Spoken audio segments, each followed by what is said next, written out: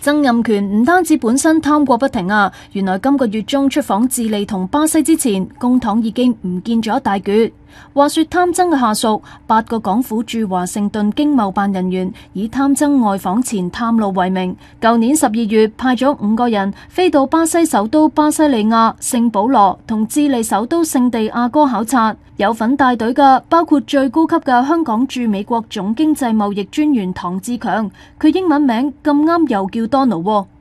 到今年3月，佢哋更加派出7個人實地考察，2次出動，連埋陪同貪曾外訪，就用咗大約162萬啊，相等於一個公公婆婆124年嘅生果金。有學者就鬧曾蔭權貪小便宜，令到公務員有樣學樣，港府形象破產。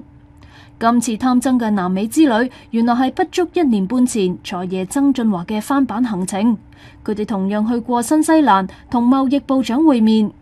亦都先後到智利會見財政部長。